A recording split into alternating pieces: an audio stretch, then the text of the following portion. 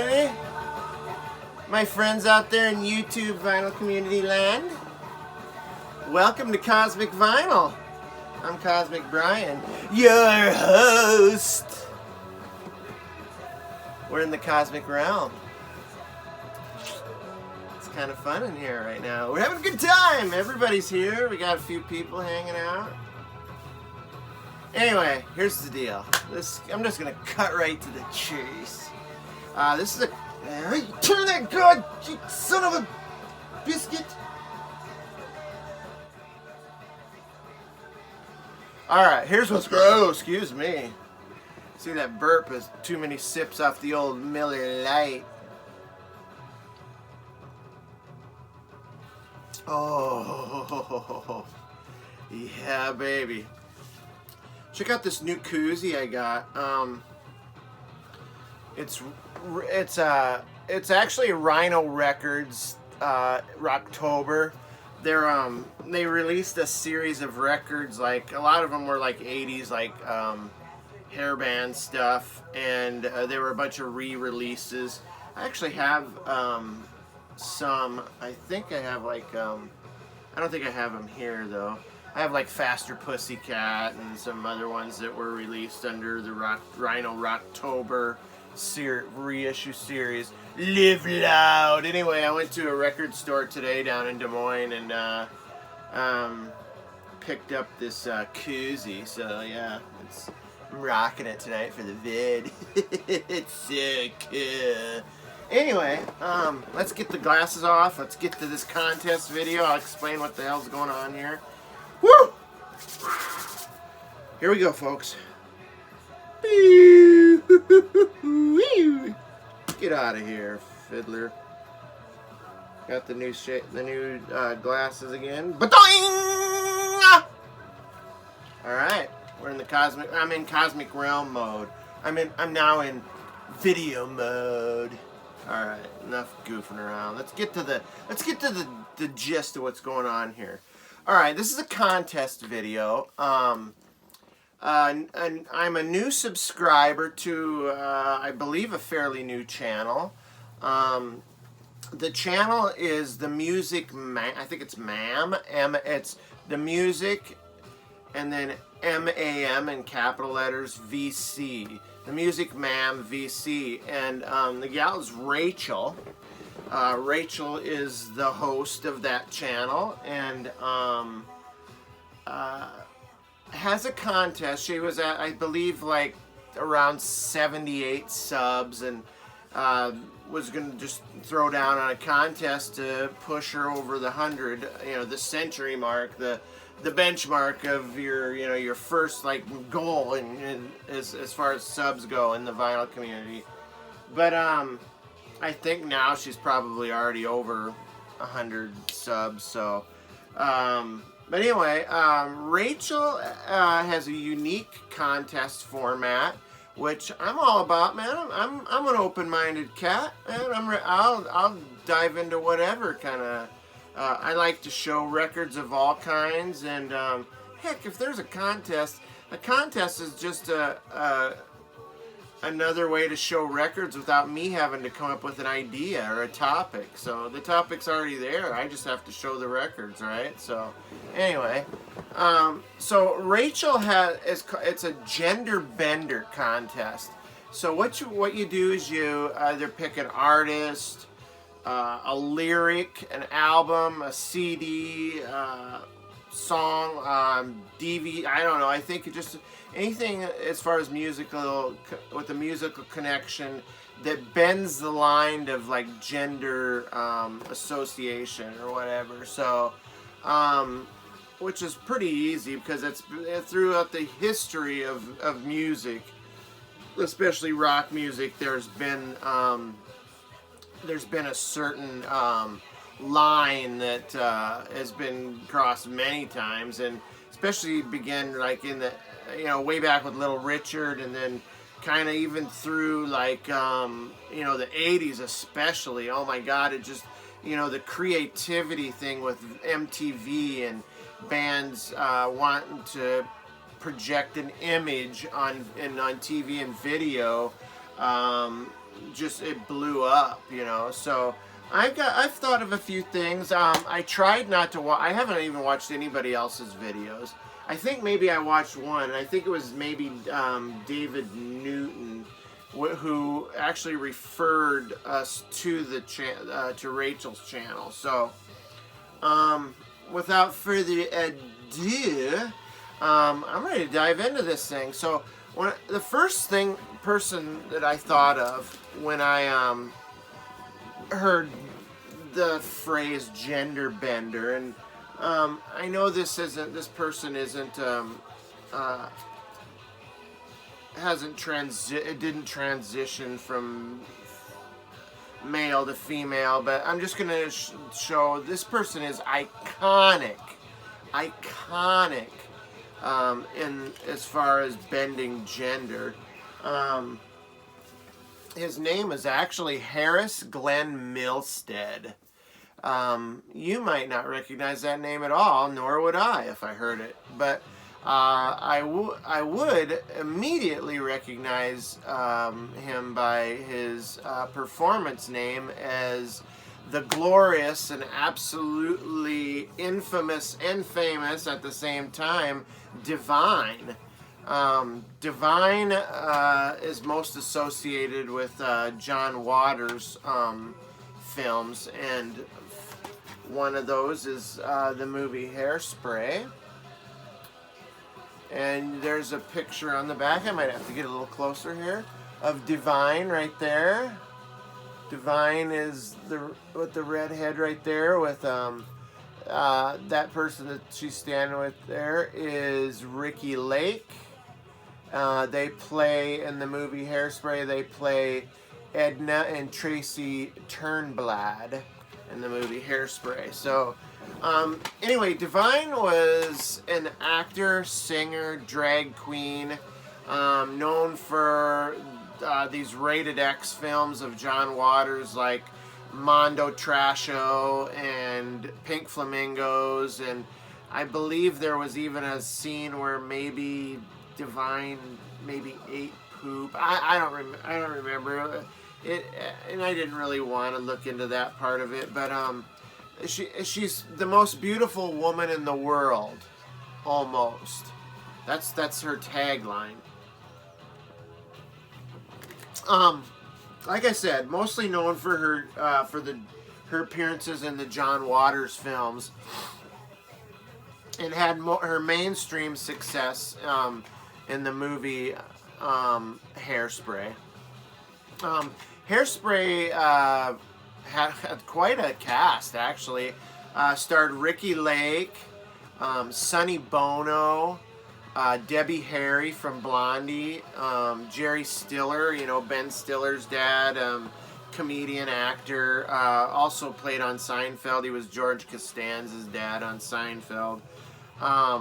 Also, Rick Ocasek from The Cars played a beatnik in the movie. Pia Zadora also was in the movie. So, yeah, it had a pretty interesting cast. And the whole thing behind the story is that Ricky Lake's character, Tracy Turnblad, she's a teenager who wants to appear on a bandstand type dance show on TV. So, and Divine plays Edna, her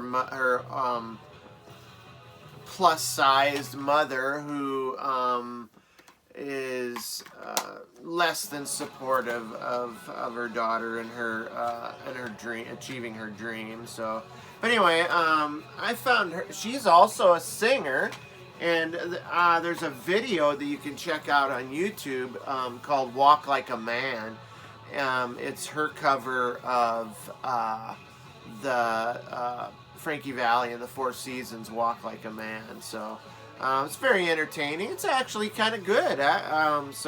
And she also had a couple of albums out in the 80s. I believe one was called Jungle Jezebel. The other was called T-Shirts and Tight Blue Jeans. So there's some you can check out. That's my number 5 entry. My number 4 entry. I gotta turn this down. It's still too loud. You stupid son of a bitch!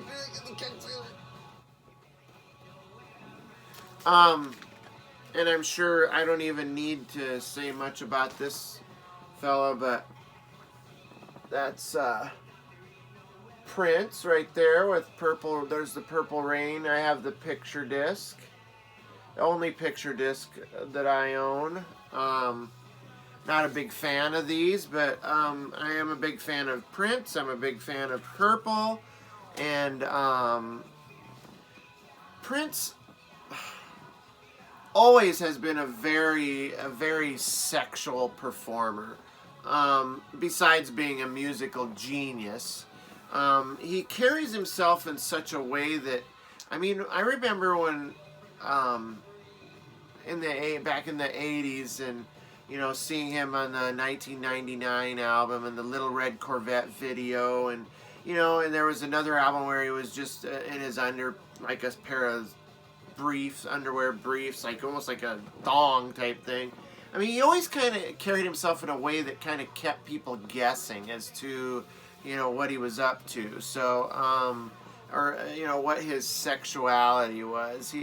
He was, you know, he could be very effeminate in his, even in his voice. He was very soft spoken, and but he was effeminate in a way that could still portray like this powerful sexual attraction to females anyway, the female population. So anyway, the song lyric that I chose off of a song off of this Purple Rain album is a song called I Would Die For You. The lyric goes, I'm not a woman, I'm not a man, I am something that you'll never understand. 'Cause you, I would die for you. That was horrible. Horrible! But anyway, yeah. I mean, that's a pretty strong lyric as far as gender bending. I'm not a woman, I'm not a man, I'm something that you'll never understand. So that definitely warrants a spot on our list. So Prince was always free from like from the archaic ideas of gender conformity. I mean, he proved it in the way he performed. He proved it in the way he dressed, the way he conducted himself in interviews, and even with his when he became the symbol instead of Prince. It was even a symbol that had male and female. The symbol melded together. So yeah, Prince is my number 4. The next one is this, not so much a song lyric or the artist itself, but an album cover. This is the Rolling Stones' Some Girls album, and I actually have 2 versions of the album cover here. Basically the same record though, but just a little different color scheme here. I don't know if you guys can see that. Try and make it, but the album cover, it seems obvious, right? I mean, it looks like they're in drag there. They have lipstick on and the wigs, and here's the back here. It's like an ad out of like a magazine. Yeah, they really took a little heat. Because initially, the cover of this record had pictures, and this is die cut. So, like, if you pull the sleeve, you could actually flip it over to and see there's pictures on the inside there on that side too, and you can flip it over and slide it in here. But initially in the die cuts, there was pictures of Lucille Ball, Farrah Fawcett, Liza Minnelli, Raquel Welch, and I believe Marilyn Monroe.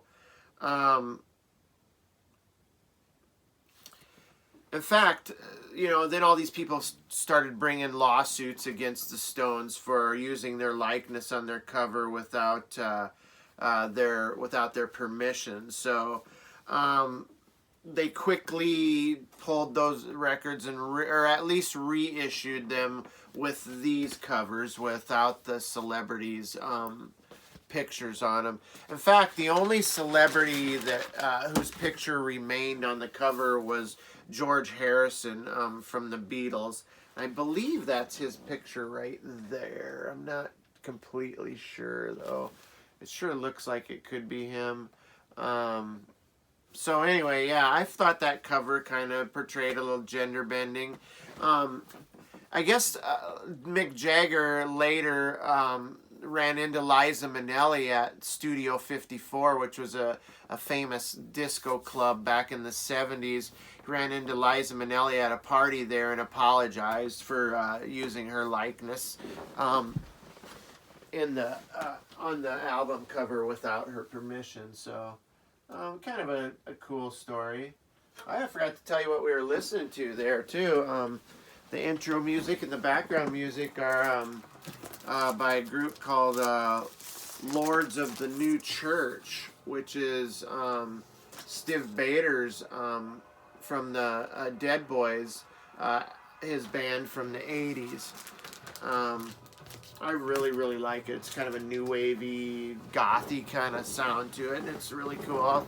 I'll talk about that in another video, though. But anyway, then also, just of note, since we're talking about the Stones, there was a song by the Stones on the album Tattoo You, which was by one of my favorite albums by the Rolling Stones. I love listening to that record.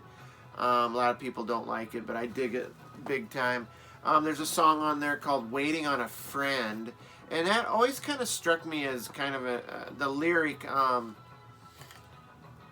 don't need a whore, I don't need no booze, don't need a virgin priest, but I need someone I can cry to, I need someone to protect.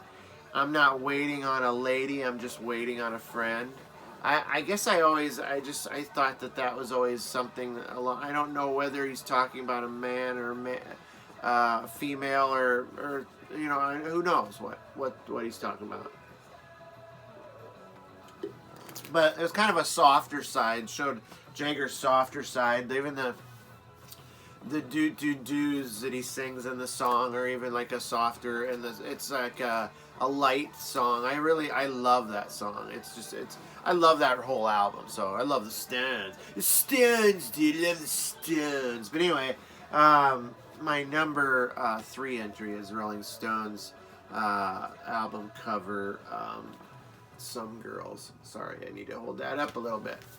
The next thing, I know everybody's going to use Bowie, and I'm going to use Bowie because I'm part of everybody, right? So, I have this Bowie Changes album. I don't have the actual album of the song and the lyric that I'm going to talk about, but this is Bowie's Changes album. And as you can see on the song list there, one of the songs is called Rebel Rebel. Now, Bowie, not unlike Prince, had an ever-shifting idea of portraying sexuality or gender. His lines were not just blurred, but they were obliterated. So, I mean, he was he could be very sexual, but then he could be very asexual, or maybe not asexual, but it was an androgynous, almost alien in its nature. I mean, I know that people have already showed this, but I'm going to show it again. Just this picture right here, this gatefold, you can kind of... It's almost like he's an alien being with no sex orientation or gender. It's like he's just a... But anyway, what a great record that is as well. So, but that's not the song I'm talking about. The song I'm talking about is Rebel Rebel. And the lyric goes as follows. You've got your mother in a whirl. She's not sure if you're a boy or a girl. Hey, babe, your hair's all right. Hey, babe, let's go out tonight. I like me and I like it all. You like me and I like it all. We like dancing and we look divine. We love bands when they're playing hard. You want more and you want it fast. They'll put you down. They say it wrong. you tacky thing, you put them on. Rebel, rebel, you've torn your dress. Rebel, rebel, your face is a mess. Rebel, rebel, how could they know? Hot tramp, I love you so. It just alludes to the fact of, is the person a boy, a girl? You got your mother in a whirl, your mom doesn't even know, you know? I'm sure it's about someone getting all dialed up to go out on the town. And the 70s were, you know, this song came out in the 70s, and the 70s was all about, like, I mean, when I mentioned Studio 54, that place was a gender bender fest. So, yeah, I watched the documentary, if you can. There's a documentary about Studio 54 that's amazing. God, what a fun time that must have been. God, some people didn't even make it out alive. So, another thing, I just wanted a reason to show this. I've never been able to show this record, and I don't even know how to explain this record, but since I'm talking about Bowie and gender bending, this is an album I picked up in a local, like, thrift store, collectible store. It's called Dollars and Drag, a tribute to David Bowie. There's the cover. There's the back cover. And it's by, I think the group is called The Imposters. Let me see if I can find it.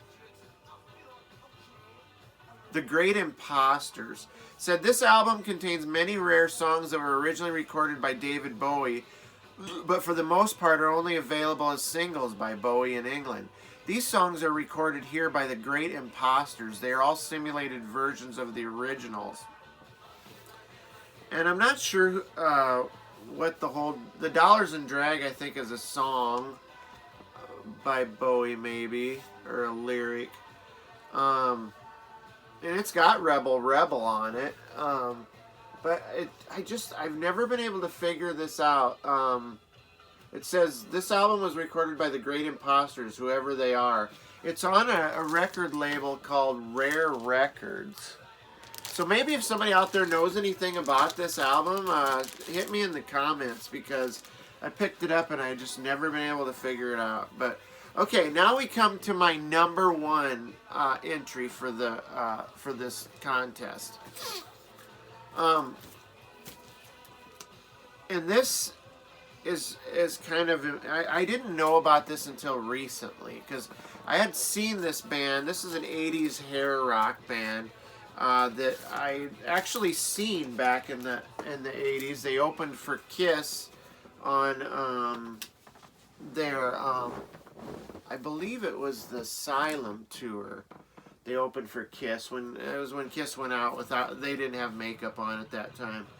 But the band is called King Cobra, and this is the group right here. As you can see, they're the typical 80s hair band, bleached blonde hair, ratted up, and of course there's one dark-haired guy. That's Carmine Appice. Carmine has been in so many bands. He was in Vanilla Fudge. He played with Rod Stewart. He was in Blue Murder. He was in King Cobra. Anyway, along with the lead singer, who is right here, he's the second guy right here. His name is Mark Free, or his name was Mark Free. Her name right now is Marcy Michelle Free. Sometime after being in King Cobra, Marcy Mark came out as Marcy Free, Marcy Michelle Free, in 1993, November of 1993. Apparently, Marcy had suffered from what's called gender dysphoria all her life. So, gender dysphoria is a condition where a person experiences discomfort or distress because there's a mismatch of their biological sex and their gender identity. People who experience this are typically transgender people. So So I imagine that Mark probably felt pretty comfortable. I mean, wearing makeup and doing up his hair. I guess I should say Marcy. I'm sorry, Marcy felt comfortable doing her hair. See, even now, I mean, there's an ignorance, and it's kind of hard almost to use the correct pronouns. And I think with a society with more education and more talking and more listening, we'll have a better understanding about transgender and gender identity itself. So Marcy, I feel, is pretty brave for can you believe this? She was in a band where the guys in the 80s came off. They wore makeup and they had long hair and they used Aquanet like there was no tomorrow. Hell, when I was back then, I burst my share of the ozone out with the Aquanet that I used on my hair. But it was a strutting, and it was a male sexuality that we and a swagger you walked with, even though you were dressed and made up like a girl. There was a feeling of that you were just the coolest shit. You just eluded like sexual, like machoism, and that had to have been so hard to portray that image when really she identified with being a female. So, but anyway, a lot of times the people that have the gender dysphoria can also experience high anxiety, depression, leading to even to suicide, social isolation, eating disorder. I mean, it encompasses a lot of issues because of the social stigma attached to it. So, the treatment really is support for that person's gender. As they go through their gender expression, hormone therapy, psychotherapy. So anyway, I'm acceptant of all people. I don't care one way or the other. And I know it's come up recently, and I don't want to turn this into any kind of issue, but man, we're all just, when it comes, bottom line, it comes down to, we're all human beings. We're all people. So I think as long as we can all exist, and we should all be able to exist in the same world, like we do here in the cosmic realm. So yeah. One more bonus feature for the gender bender. Boom! Need I say more? I don't even think I need to say a word at all. Right there. Icon. 80s gender bender icon. Anyway, this is Rachel. This is my contest entry. I hope it suffices to everybody out there. Love everybody, man. Everybody is created equal out there. So we're all human. We're all part of the human race, people. So let's run. Oh, God, that was dumb. Peace out, everybody.